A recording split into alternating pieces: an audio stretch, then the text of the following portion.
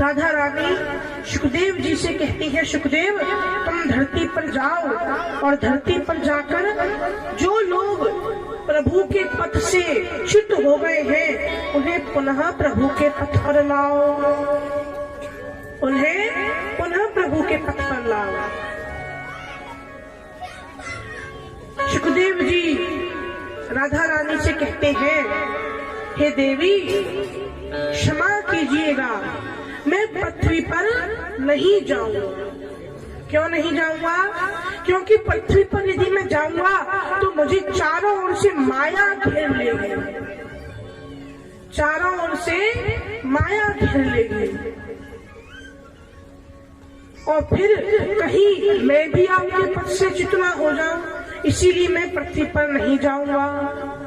राधा रानी ने कहा, सुखदेव तुम पृथ्वी पर जाओ, मैं तुम्हें आशीर्वाद देती हूँ कि प्रभु की माया तुम्हें नहीं घेरेगी। तुम जाओ, तुम जाओ, प्रभु की माया तुम्हें नहीं घेरेगी।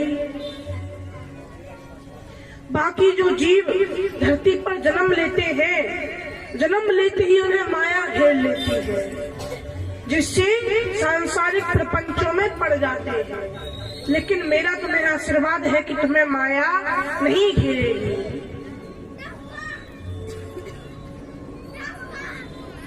हम जब जन्म लेते हैं तो बालक को क्या पता, बालक कुछ नहीं जानता, लेकिन धीरे धीरे जब वो बड़ा होता है तब धीरे धीरे उसे माया घेरना प्रारंभ कर देती है, सांसारिक प्रपंचों में वो पड़ने लगता है। गोस्वामी तुलसीदास जी ने कहा है, क्या हो भूमि परत डाबर पानी, जिम जीव ही माया लपटानी। राम सिया राम, सिया राम जय जय राम, राम सिया राम, सिया राम जय जय राम।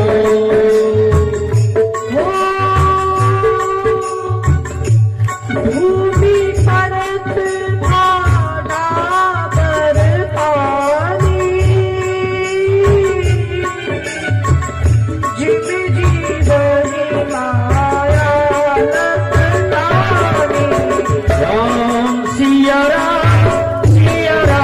जय जय राम, राम सिया राम जय जय राम। हो मंगल भवन, आजा भैया आजा, द्रवम सुदस, सभी का सारी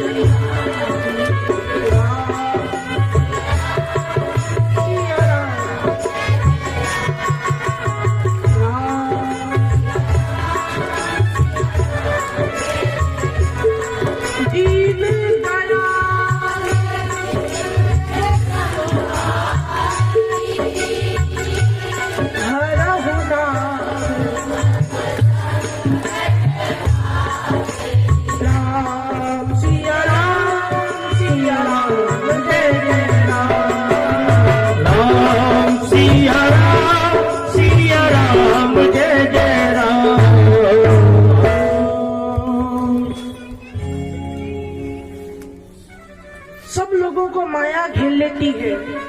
जैसे ही इस धरती पर आते हैं सबको माया घेर लेती है। भूमि परत डाबर पानी, जिम जीव ही माया लपटानी। लेकिन सुखदेव मैं तुम्हें आशीर्वाद देती हूँ, प्रभु की माया तुम्हें नहीं घेरेगी, तुम धरती पर जाओ। सुखदेव जी मान गए। एक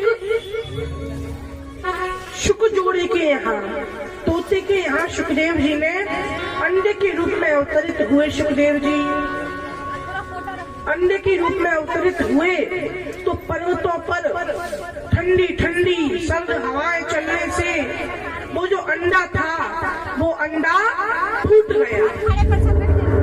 अंडा फूट गया। जो तोता तोती का जो जोड़ा था, शुक जोड़ा जो था, वो उस अंडे में जो बालक था उसे मृत समझकर, मृत जानकर वहां से चले गए, वहां से चले गए। अब राधा रानी ने नारद जी से कहा, नारद जी से कहा, हे देवर्षि आप जाइए और जाकर सुखदेव के प्राकट्य का साधन, कौन सा साधन? अमर कथा, अमर कथा। आप जाइए और जाकर भगवान शिव के, भोलेनाथ के मुख से उस अमर कथा को प्रकट करवाइए, जिसे सुखदेव श्रवण कर सके और जिसके द्वारा वो तीनों लोकों में जो मनुष्य प्रभु के पथ से च्युत हो गए हैं उन्हें पुनः उनके पथ पर ला सके। आप जाइए। नारद जी ने राधा रानी को प्रणाम किया, कैलाश पर आए। कैलाश पर आए, भोले बाबा तो अपने समाधि में है, देवी पार्वती गुफा के अंदर विराजमान है। नारद जी गए, देवी को प्रणाम किया, देवी ने भी प्रणाम किया। देवी पार्वती बोली, नारद जी बड़े दिन हो गए आपके दर्शन किए हुए, आज आप बड़े दिनों बाद आए हैं। नारद जी बोले, देवी हम क्या बताएं, हमने सब जगह आना जाना बंद कर दिया है। बंद कर दिया है? क्यों? अरे देवी क्या बताएं, जहां देखो वहां स्वार्थ है। कोई मनुष्य यदि किसी से प्रेम भी करता है तो प्रेम भी स्वार्थ का करता है। मनुष्य से प्रेम नहीं करता, उसके पास जो संपत्ति है उससे प्रेम करता है। सुर नर मुनि सब की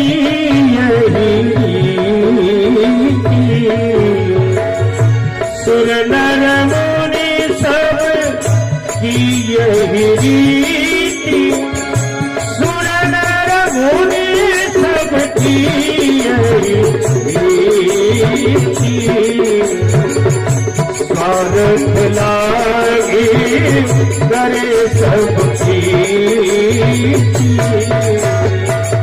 स्वागत लागे करे सबकी।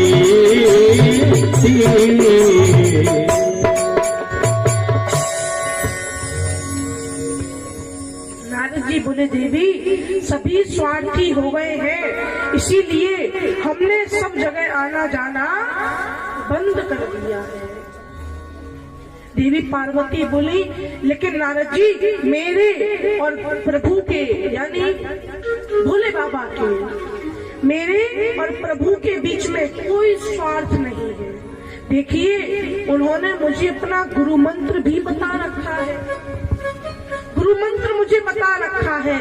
ध्यान में जो भी दर्शन करते हैं सबसे पहले आते हैं, आकर मुझे बताते हैं। हुआ ना सच्चा प्रेम? क्यों? क्योंकि देखिए गुरु मंत्र और ध्यान में जो भी दर्शन किया है, ये दो चीजें ऐसी हैं, आपका कितना भी प्रिय व्यक्ति क्यों ना हो उसे कभी भी नहीं बतानी चाहिए, किसी को भी नहीं बतानी चाहिए, किसी को भी। ये दो चीजें, गुरु मंत्र और ध्यान दर्शन, किसी को नहीं बताना चाहिए। लेकिन हे देवर्षि, प्रभु ने, भोले बाबा ने अपना गुरु मंत्र और ध्यान दर्शन मुझे बताते हैं। नारद जी बोले, देवी इसीलिए तो मैं यहाँ आया हूँ। लेकिन देवी एक बात बताइए, भोले बाबा ने आपको गुरु मंत्र बताया हुआ है, ध्यान में दर्शन करते हैं आपको बताते हैं, तो मेरे मन में कई दिनों से एक शंका है, आपको अवश्य पता होगा। देवी पार्वती ने कहा, पूछो, बताओ क्या शंका है तुम्हारी।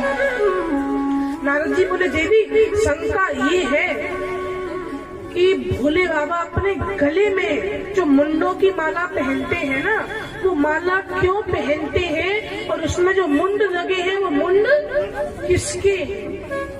बस यही है। हमें अब तक पता नहीं था कि आपको ये सब पता है। अगर आपको गुरु मंत्र पता है, ध्यान दर्शन भोले बाबा बताते हैं, तो ये भी पता होगा। बताइए। देवी पार्वती चुप पड़ गई। क्यों? नहीं पता था, चुप पड़ गई। नारद जी बोले देवी बताइए ना, मुंड माला क्यों पहनते हैं? मुंड लगे हैं, किसके मुंड है वो, हमें बताइए। देवी पार्वती बोले नारद जी क्षमा कीजिए, मैंने भोले बाबा से कभी पूछा नहीं और उन्होंने मुझे कभी बताया, मुझे नहीं पता। नहीं पता यानी कि यहाँ भी स्वार्थ है। देवी प्रणाम, हम तो चले। नारद जी लौट आए। लौट कर जा रहे थे, मार्ग में शिव शंकर भगवान मिल गए। प्रणाम किया, कहा भोले बाबा जाइए, देवी पार्वती याद कर रही है। शिव जी ने मन ही मन सोचा नारद तुम आए हो तो याद तो करेंगी ही, तुम आए हो तो याद तो करेंगी ही। नारद जी चले गए, भोले बाबा आए, देखा